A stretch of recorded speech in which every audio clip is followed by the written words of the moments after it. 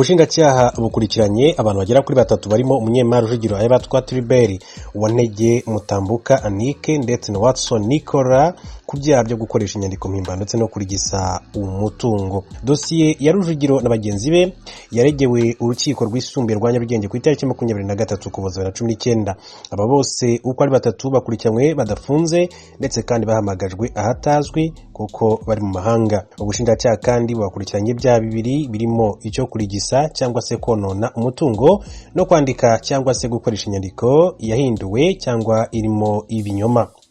Ibi byaha byakozwe mu myaka 10 ishize bifitanye isano n'inyubako y'ubucuruzi zarizwe nka Union Trade Center UTC iri rwagati mu mujyi wa Kigali. Uko Rujugiro na bagenzi be bakoze ibyaha, inyandiko z'imiterere y'ikirego zigaragaza ko ku itariki ya 12/0/11 aribwo Rujugiro yakoresheje uburiganya mu kunyereza umutungo wa UTC yarabereye umwe mu banyamigabane. Rujugiro yari afite imigabane 97% n'abandi banyamigabane 4 bakagabana 3% muri UTC. Imuturirwa n'umwe mu mitungo yashyizwe ahagaragara nk'iberemo leta, imisoro, ikigo cy'imisoro n'amahoro no kuvuga Rwanda Revenue Authority cyatangaje ko kiberewemo miliyari 1 na miliyoni 200 z'amafaranga y'u Rwanda. Yararanye kuva muri 2007 kugeza muri 2013, hiyongereyeho kandi n'amande y'ubukererwe byatumye rero igurishwa mu cyamunara kuri miliyari 6 ndetse na miliyoni 877 n'ibihumbi 150 by'amafaranga y'u Rwanda yaguzwe na Kigali Investment Company Limited muri 2017. Umunyemari yagiranye amasezerano na Nick International Limited yahagarariwe n'umwongereza Nicholas Watson.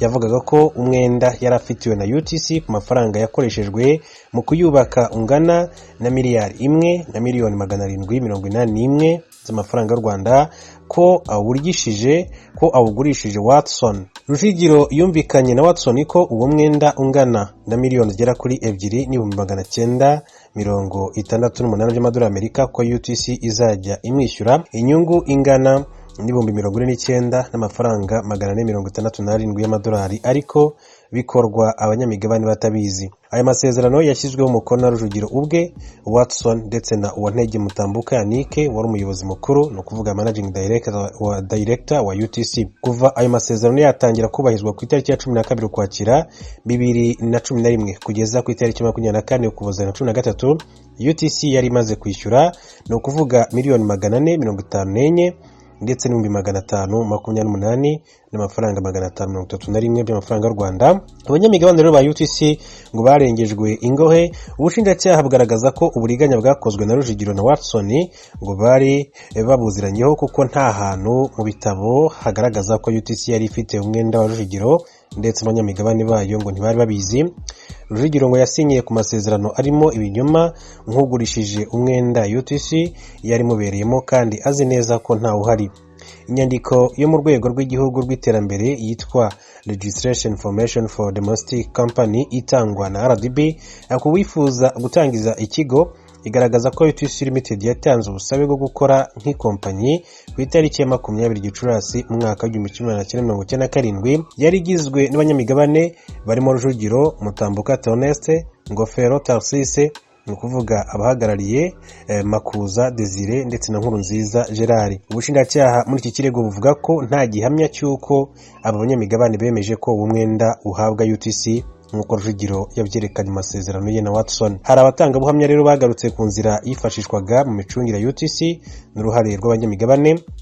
Makuza Freddy wari uhagarariye Makuza Desire yavuze ko uwo mwenda uvugwa ko Rujugiro yaba yaragujije UTC ngo wagombaga kubanza kwemezwa n'abanyamigabane bose kandi ngo byabanje gusabwa n'umuyobozi wa UTC. Uyu niwe werekanaga ikibazo cy'amafaranga gihari, inama y'ubutegetsi ikakigaho yamwemerera gusaba inguzanyo akabona kugana banki. Umushinjacyaha yagaragaje ko UTC itari guhabwa inguzanyo bitaremezwa n'abanyamigabane.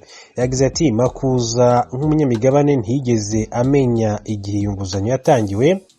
Ibyo ati byemezwa n'undi munyamigabane wa UTC witwa Nkurunziza Janvier uhagarariye Nkurunziza Gerard wagaragaje ko atigeze amenya iby'uwo mwenda ndetse kuri konti ya UTC muri banki ntaho bigaragara ko yawuhawe na Mayeri Rujugiro yakoresheje abinyujije kuri Watson ngo arigise ayo mafaranga. Ku cyaha cyo kurigisa umutungo, umushinjacyaha yasobanuye ko hashingiwe ku masezerano y'inguzanyo y'amahimbano Rujugiro na bagenzi be banyereje, no kuvuga miliyoni zigera kuri 454 ibihumbi 528 amafaranga 531 z'amafaranga y'u Rwanda za UTC.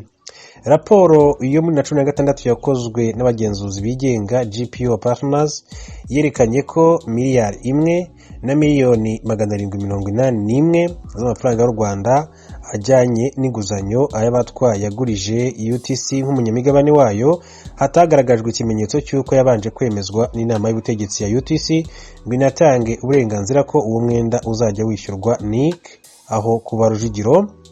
Umushinjacyaha yashimangiye ko hashingiwe kuri iyo raporo nta kigaragaza ko iyo nguzanyo yabayeho koko. Uwantege wari umuyobozi mukuru wa UTC anashinzwe imicungire y'imari yayo, we ashinjwa kuba icyitso mu kurigisa umutungo kuko yemeye gusinya ku masezerano nyamara yarazi neza ko nta mwenda Rujugiro yagurije UTC. Ubushinjacyaha buvuga ko mu bihe bitandukanye yatanze amafaranga kandi azi neza ko ari gufasha Rujugiro na Watson kunyereza umutungo wa UTC. Bagaragaje ko Mutambuka ari we wemezaga inyandiko zateguwe na UTC zitwa requisition de fonds zabaga zigamije gusaba ko amafaranga asohoka kuri konti ya UTC akishyurwa NIC. Mu bihe bitandukanye kandi Watson wayoboraga NIC International Limited yandikiye umuyobozi wa UTC ku itariki 23 Werurwe 2017 amusaba kubahiriza amasezerano bagiranye akishyura amafaranga asigaye kwishyurwa iyo ku itariki ya mbere z'ukwezi kwa 2014 kugeza ku itariki ya 30 z'ukwezi kwa 2017 agizwe na miliyoni 2 n'ibihumbi 968 by'amadolari y'Amerika n'inyungu yayo no kuvuga ibihumbi bigera kuri 989 ndetse amafaranga 333 y'amadolari y'Amerika. Ubushinjacyaha busobanura ko iyo nyandiko yari iherekejwe na invoice zishimangira ko amafaranga yagombaga kwishyurwa na UTC, nyamara ibyo byose yabikoraga azi neza ko amasezerano yo kugura umwenda ari ibinyoma. Aba baregwa muri dosiye bose ubushinjacyaha bubasabira igifungo cy'imyaka 10 n'ihazabu ya miliyoni 454 ndetse n'ibihumbi 528 amafaranga 531 yikubye inshuro 10 kuri buri wese ku bufatanyacyaha bwo kurigisa umutungo ndetse no guhanishwa imyaka 7 n'ihazabu ya miliyoni zigera kuri 2 z'amafaranga y'u Rwanda ku cyo gukoresha inyandiko yahinduwe cyangwa se irimo ibinyoma. Bitewe no kuba ibyaha bigize impurirane y'imbonezamubano, abaregwa bahanishwa igifungo cy'imyaka 10 n'ihazabu ya miliyoni zigera kuri 454 n'ibihumbi 528 amafaranga 531 yikubye inshuro zigera kuri 5, no kuvuga miliyari 2 miliyoni 272 ndetse n'ibihumbi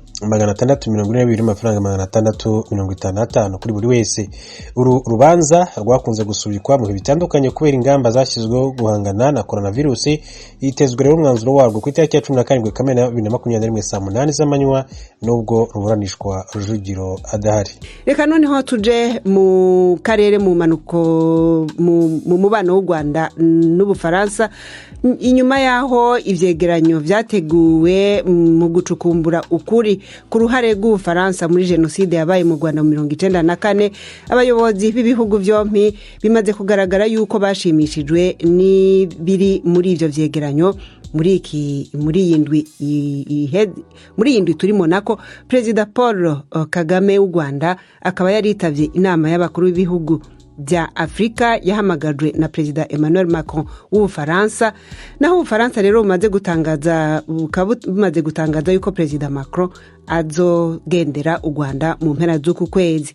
Ariko rero ababikurikiranira hafi bavuga yuko abanyapolitike b'ivyo bihugu birengagiza ikibazo gikomeye koroye indege ya Perezida Habyarimana ubukiri muri sentare gasamburamanza mu Rwanda.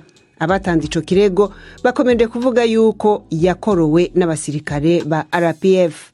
Navuganye n'uwunganira abaregera indishi abarega Bwana Philippe Meirac, ambwira yuko afise icizere yuko ubucamanza bwo mu Bufaransa buzoheza bukabatunganiriza.